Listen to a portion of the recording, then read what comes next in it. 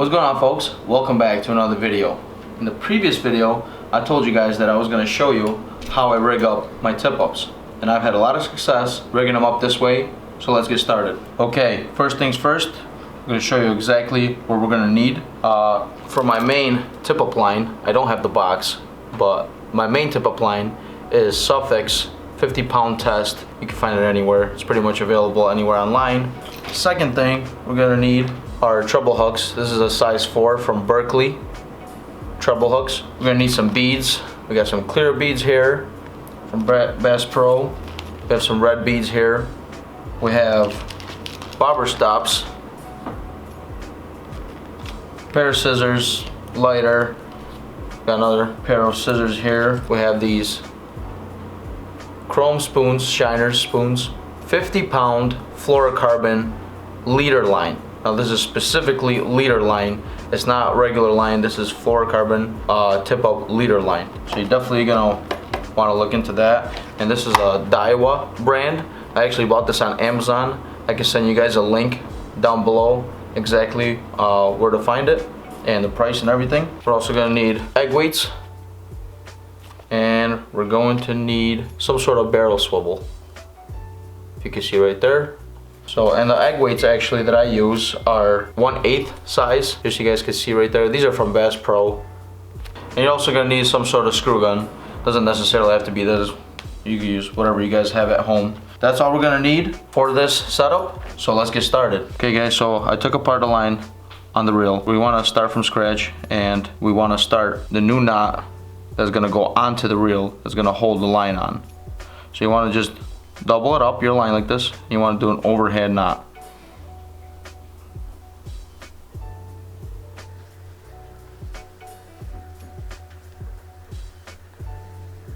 Just like that.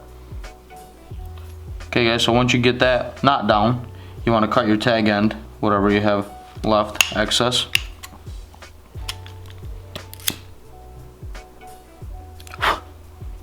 Now that we have that loop done and tied, you want to take your main line and you want to put it through this loop.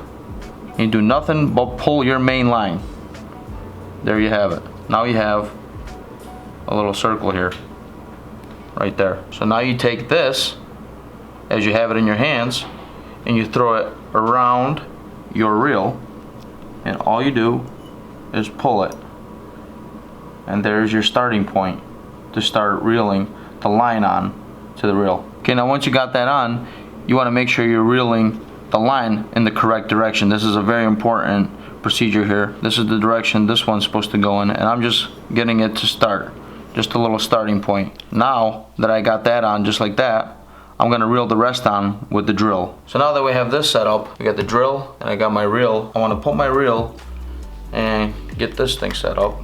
So now we want to make sure that we're putting this line on evenly throughout the whole reel.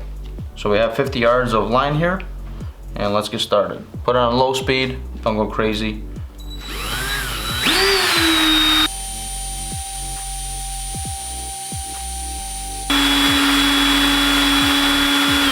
Okay folks, so it's not a perfect job, but it's a lot better than doing it by hand, 50 yards of line. So as you can see, it's pretty balanced out. Definitely will work for this tip up. Now that that is done, we're ready to go to the next step. Now, I forgot this step earlier in the video. Well, the materials that we're gonna need to use. You definitely wanna use some kind of a depth marker.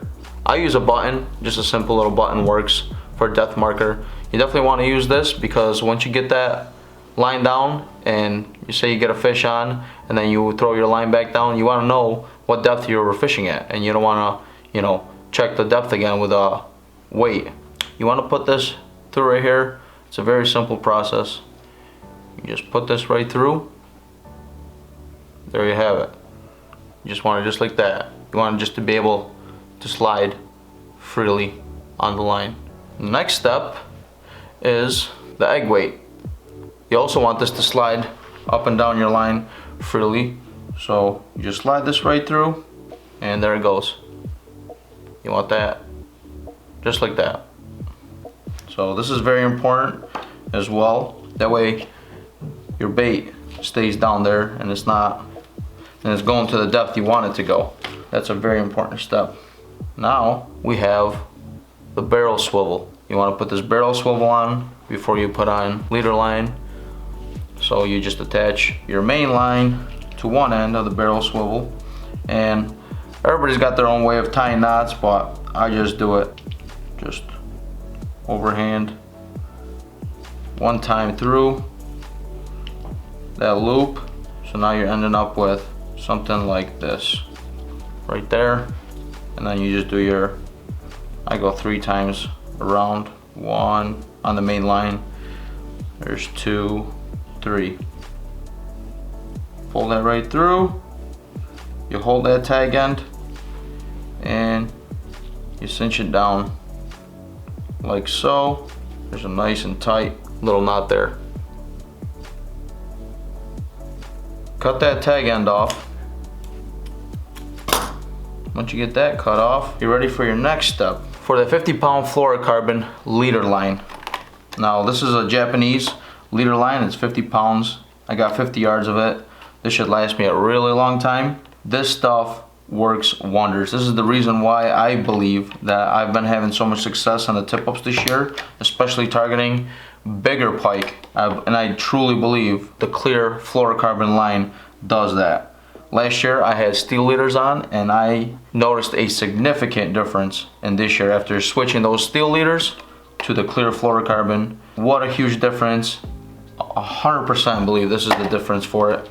So what I do, I cut, and you probably won't see it because it's clear on the video, but I cut a 24-inch 2-foot leader line. You could do more, you could do a 3-foot. I just do on the tip-ups a 2-foot, and I feel like that does the trick. What I do for that, this is a thick fluorocarbon line, so you can't do any kind of crazy knots here. What I do is I put it through and I just do a simple overhand, one loop, just a very simple one loop through the hole, pull it tight. I already got it pulled tight, and you take needle nose pliers, you hold one end, the tag end, and you pull the line really tight as much as you can. Now, if you just leave it like that and you cut it, it will let go. Any fish will take it and it'll pull that right off once you have tension on that. So you can't just cut off the tag end and leave it like that. That's a big no-no. You want to leave about a 1/4 inch on there. So you cut it, you leave it to about a 1/4 inch, and you take a lighter. This is one of the most important steps to doing this line. You want to take a lighter, you want it just to melt it just a little bit, so you have like a little knot on the end, almost like a little button. Now, since you have that little button, it prevents your line from sliding through and loosening up. So now you take it and you test it. You pull that tight right there, like I am doing right now, and that's it. It is tight. It's not going anywhere. If I haven't done that step with the lighter, it would just slide right off. So you definitely want to do this part. So now that we have this done and it's nice and tight, I'm pulling a lot of tension on it. It's nice and tight. I have my 2-foot leader on now. So now we're ready for the beads. Now the beads, you can do whatever you want, but I choose red and white. Red and white beads. Okay, so now we're gonna put our first bead through. I'm gonna do a red. I'm gonna alternate red, white, red, and so on and so forth. So red, here's white, going to red, white, and red. Now that we got those on, we want to put in our spoon here. So make sure you put the spoon in the right direction. So the spoon is facing down like this. And I put my line down. Now we got the spoon. So now we got that, and you want to keep going with the beads for the part that goes below the spoon. So we go red, white, red, white, red again. You're gonna have it looking something like that. And again, you could choose whatever colors you like. I preferably like to use these colors. I feel like they're pretty good colors for any species of fish, even walleye. We're gonna keep that on just like that. And the next step is a bobber stop. So I use these bobber stops from Bass Pro, and you have to use these in order to keep those beads from sliding down that line all the way down to the hook. As you can see, like if my hook was right there, it'd be all the way down. So you don't want that.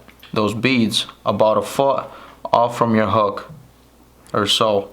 You just put that bobber stop right over. You pull the 2 tag ends just like that. So now you have a bobber stop. You want to cut those 2 tag ends off. There's one. Here's the second tag. So now we have the bobber stop on, and as you can see, the bobber stop stops the beads from going down all the way to the bottom. That's the whole sole purpose of that bobber stop. So now we got that bobber stop on. The last step is the good old treble hook. Now, people have their own preferences on treble hooks, different size baits. You know, I usually use large shiners for targeting northerns, even walleye. I feel like a size 4 treble hook is a really good size, and you want to pretty much tie it the same way, the same exact way you tied the first knot to the barrel swivel. So you just make a overhand knot, just a simple overhand knot. You pull it, and I'm going to take my pliers and hold one end while I'm pulling on the other end nice and tight, just like that. A very important step. You want to leave about a 1/4 inch of that tag end on. You cut. You want to take that lighter. You want to melt some of that tag end, making it into like a little ball or so. Wet it down. Now you pull a little bit here. Now you test it. Just like that. It ain't going nowhere. I pulled out 2 northern pike this year.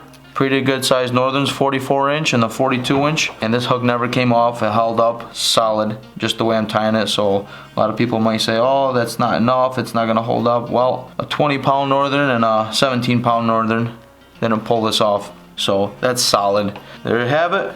It's on. I have my setup, my 1 tip up, done, ready to go. I'm gonna put this reel back on the actual tip up, and there you have it.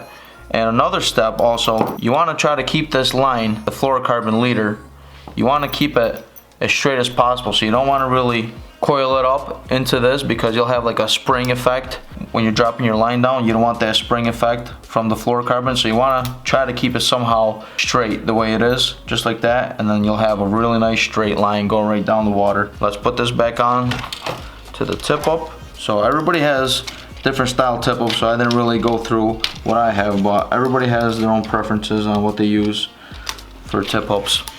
Let me just get this loose right here. But by no means are these any kind of fancy, crazy expensive tip ups. I just happen to really love these kind of tip ups. Just slide that right down. There's that, and that's it.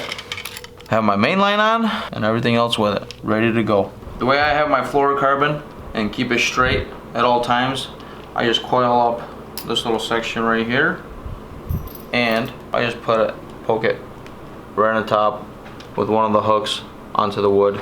That way I have it nice and tight, just like a guitar string. Now I know people will say, oh, that's not a good way to do it. Well, I replace my hooks, you know, at least once a year, and it won't do anything to them that bad in a year's worth of time, or 1 season I'd say. So I do it like that, never had any issues. I got a nice and tight fluorocarbon, not gonna be coiled up when I put the bait in the water, ready to go, 1 tip up down. So hopefully this is gonna be really helpful for you guys out there that haven't had maybe success with tip ups, and you're gonna change it to something like this. I really do hope it helps, and if it does, comment down in my section below, and hopefully you guys like this video. Remember to subscribe to our channel. We'll be doing some more fishing very soon. Also follow us on Instagram, FishingNation_. We will probably be going out tomorrow, so stay tuned for that. We're gonna have a video coming out very soon, and as always, we'll catch you on the ice.